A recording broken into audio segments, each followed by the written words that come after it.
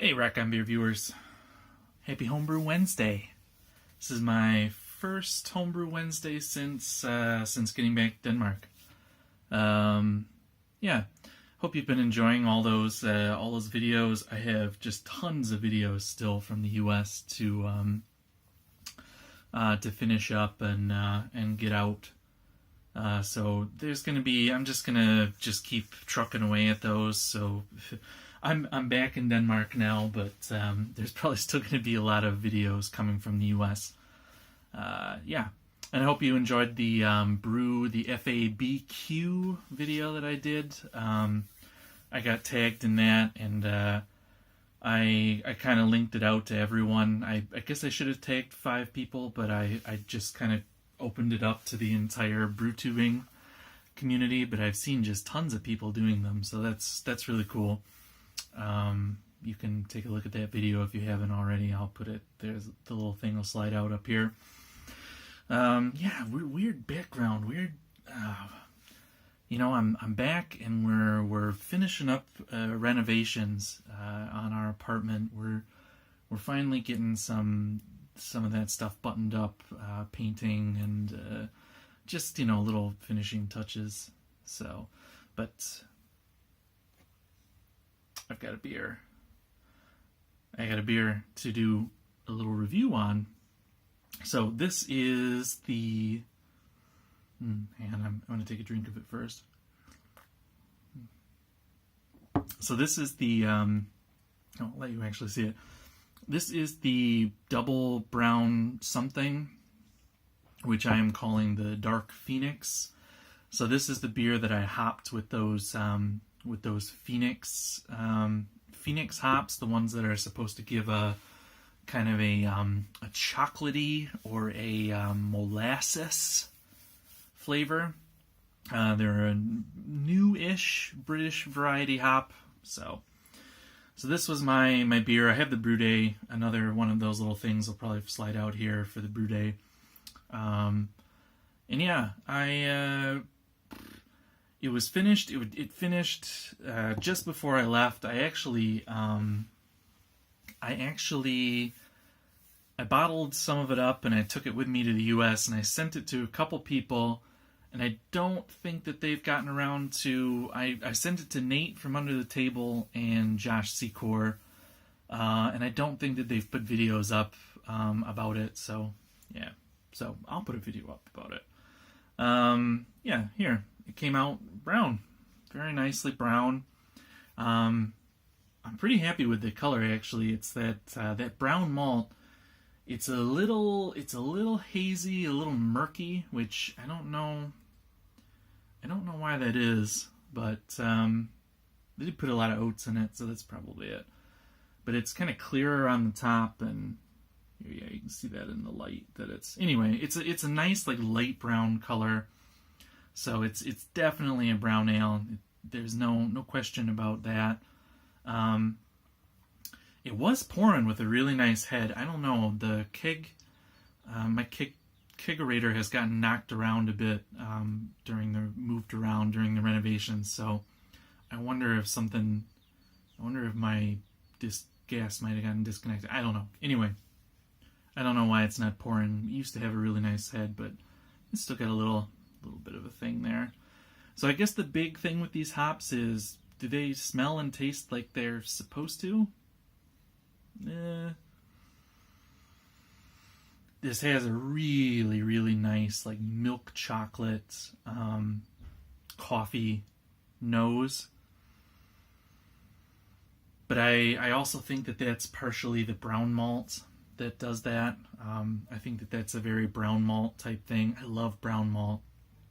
If you've never brewed like either a porter or a brown ale with brown malts, English brown malt, do yourself a favor and get some. It's wonderful. It's actually probably shooting up as my favorite malt because it gives this kind of nice chocolate character with an edge of coffee, but it's not harsh like darker malts. It's very There's no astringency or anything to it. It just gives those nice flavors without being too dark.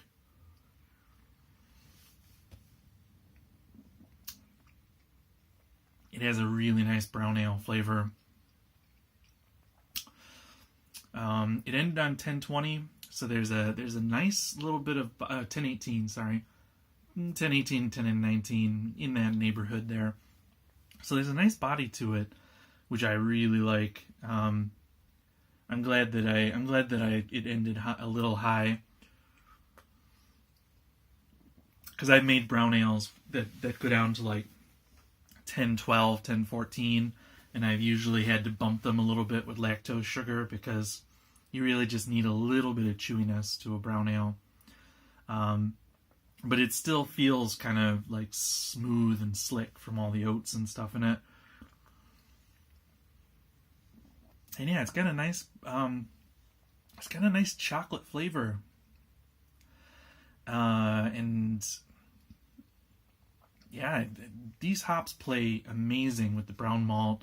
I mean, I don't know how much credit to give to the hops. I've had it has a very like just kind of English vibe to it, like a chewy, sort of chocolatey English brown ale. There's none of that like I like hoppy brown ales, and it does have a little bit of hop character, but it is distinctly like, it's not citrusy like American brown ales can be.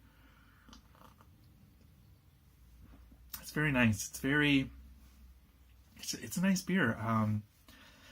I do wish that it was. So this is the one that I don't know, old malt and bad readings by the brewer. It was only on like 1056 OG, and then it ended, just a hair under 1020.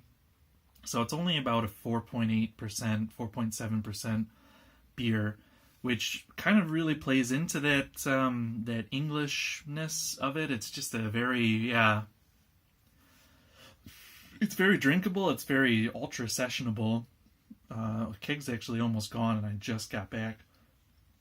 I think I've drank like 3 or 4 liters of it since I got back. But it's, I do wish I wish it was a little more, this beer at about 6%, like 5 to 6% ABV with just a little bit more of a malt backbone, and I think it would be perfect. So I'm actually definitely going to keep this recipe. I really want to brew it again. I may actually just turn it around, because I have all this stuff to brew another batch. So I may just turn it around with I want to do a Maris Otter base. Bump that up a little bit, so it'll be around probably 1060 something ish, in the 1060s original gravity. And I think I'm gonna bump maybe Munich into it a little bit too, to maybe give it a little bit of carameliness underneath.